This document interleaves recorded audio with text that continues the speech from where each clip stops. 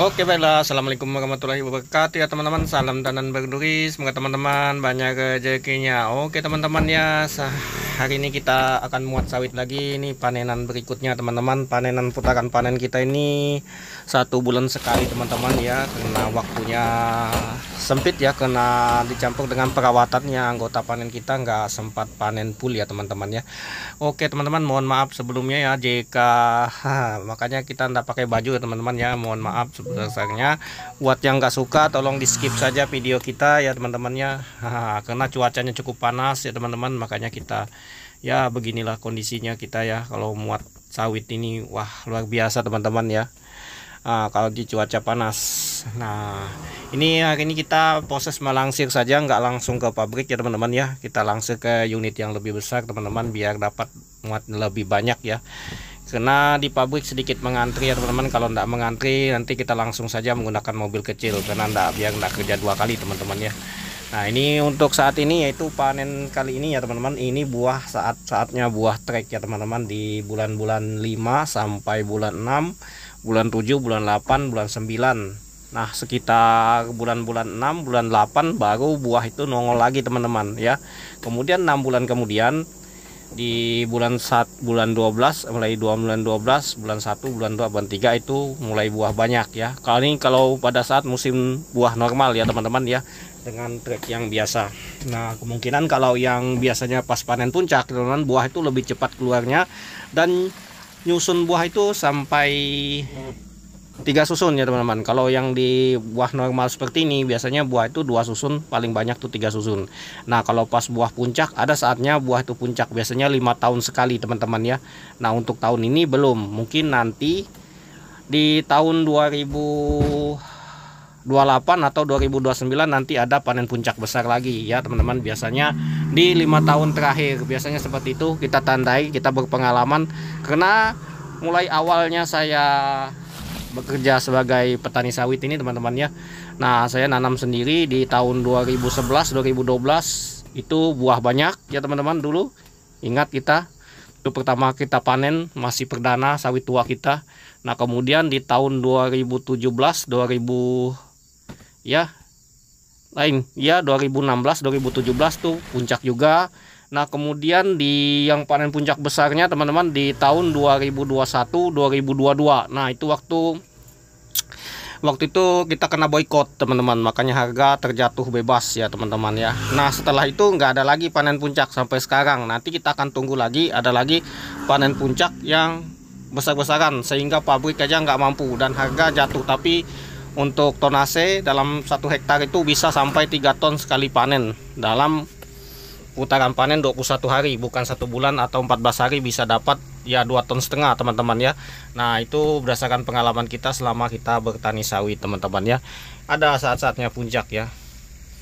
Nah, kita nggak ngerti kalau soal bibit unggul itu buahnya banyak, karena yang kita lihat teman-teman ya, sawit itu model putaran apa namanya, putaran buahnya itu seperti itu sama saja teman-teman yang kita lihat. Karena selama kita ini ngantar ke pabrik, kalau musim buah trek ya buah trek teman-teman ya. Seperti saat ini yang nanam sawit unggul tidak sedikit, kalau tempat saya itu banyak, hampir rata-rata.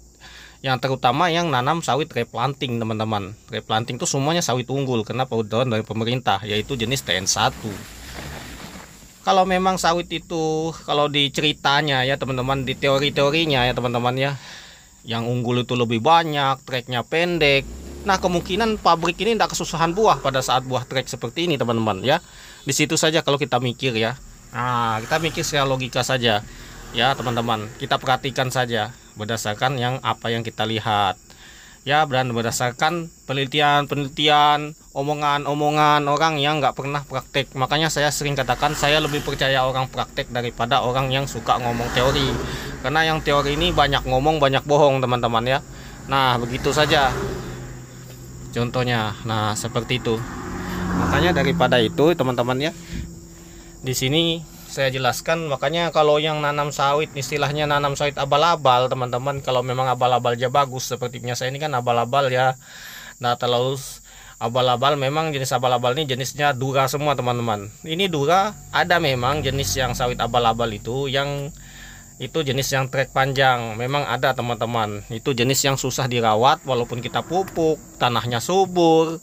Itu ada jenisnya teman-teman ya. Rata-rata itu pelepah kuning, pelepahnya tidak mau membuka. Nah itu biasanya itu jarang mau berbuah teman-teman. Memang ada yang nggak bisa dirawat teman-teman. Saya jujur, mungkin orang yang menanam seperti itu yang trauma, itu mungkin dia terkena jenis sawit yang seperti itu teman-teman. Karena ada memang yang sejenis itu. Tapi tempat saya ada yang jenis seperti itu, tapi ibarat kata itu ya dalam 1:10 lah.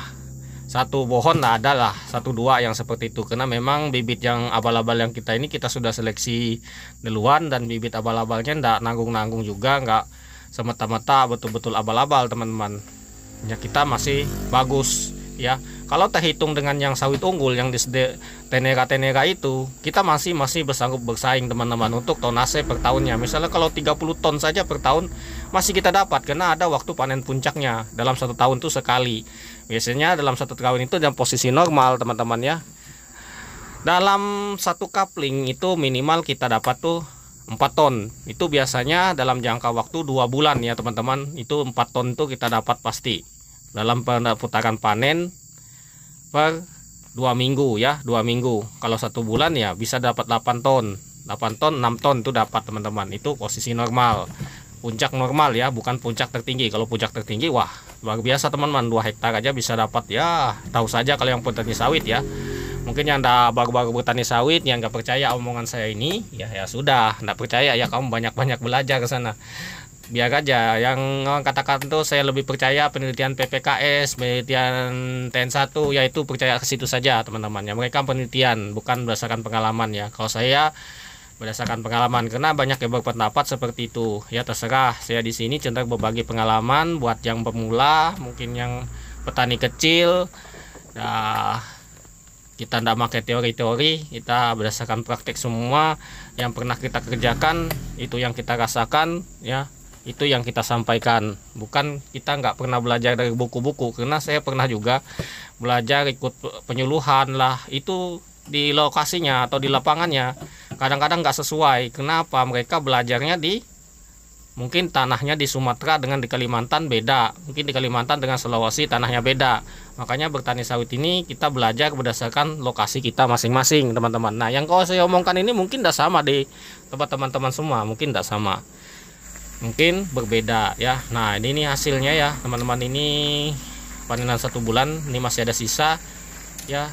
Ini lahannya 2 hektar masih sisa. Biasanya 2 hektar ini di musim 1 bulan gini masih dapat 2 red, sekitar 4 ton ya teman-teman ya, sekitar 4 ton ya. Nah ini kita langsir di unit mobil besar, kita dump truck, karena sekarang kita sudah bisa ngambil dump truck dengan kredit ya teman-teman ya, dikreditkan lewat leasing bank ya. Nah ini yang buat jeleknya, ini kita kasih ini ada 2 ton lebih, 2 tonan ya ini teman-teman.